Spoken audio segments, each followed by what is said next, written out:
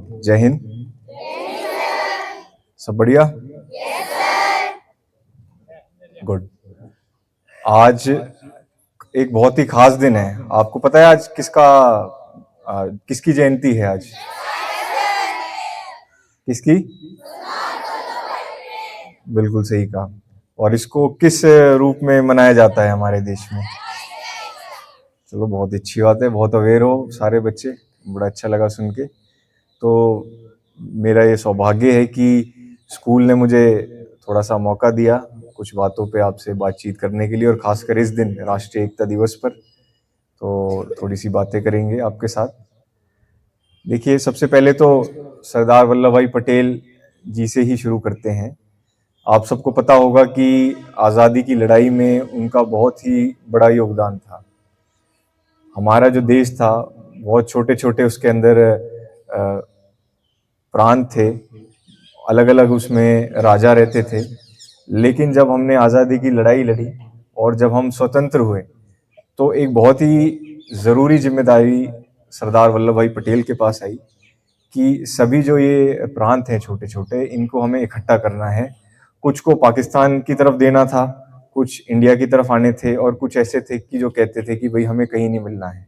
जैसे कि उस टाइम कश्मीर हो गया था या फिर हैदराबाद हो गया था, जिनको धीरे धीरे करके कन्विंस किया गया कि आपकी जो भलाई है वो हिंदुस्तान के साथ, भारत के साथ रहने में है। और आज जो भी हम हैं वो उन्हीं का बहुत बड़ा योगदान है उसमें। तो इसीलिए राष्ट्रीय एकता दिवस के तौर पे आज का दिन मनाया जाता है, क्योंकि ये एकता जो है हमारी, वो इन्हीं सभी लोगों के, महात्मा गांधी हो, सरदार पटेल हो, बी.आर. अम्बेडकर हो, और बहुत ही सारे ऐसे लोग हैं, क्या पता इस इलाके से भी हमारे जो बड़े रहे हैं, सब ने अपने अपने लेवल पे किसी ना किसी तरीके से योगदान दिया था। तो उसी सारी चीज को आगे ले जाने के लिए हमें, हमारी जिम्मेदारी आज के टाइम है कि जो वो लड़ाई उन्होंने लड़ी उसको आज हम दूसरी तरीके से लड़ते हैं। वो लड़ाई हम लड़ रहे हैं नशे के खिलाफ, वो लड़ाई हम लड़ रहे हैं साइबर अपराध के खिलाफ, वो लड़ाई हम लड़ते हैं कि जो छोटी छोटी बुराइयां हैं, बहुत सारी सामाजिक बुराइयां भी हैं, चाहे तो वो जातिवाद की बुराई हो, चाहे तो कट्टरपंथी विचार की बुराई हो, चाहे तो जो हमारी बेटियां हैं उनके साथ कोई भेदभाव हो रहा है उसकी बुराई हो।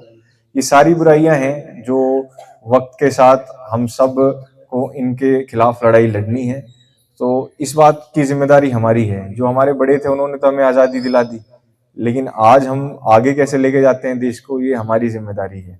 तो सभी बच्चे हमेशा इस बात को ध्यान में रखें कि ऐसा नहीं है कि हम आज़ाद हो गए और ख़त्म हो गया।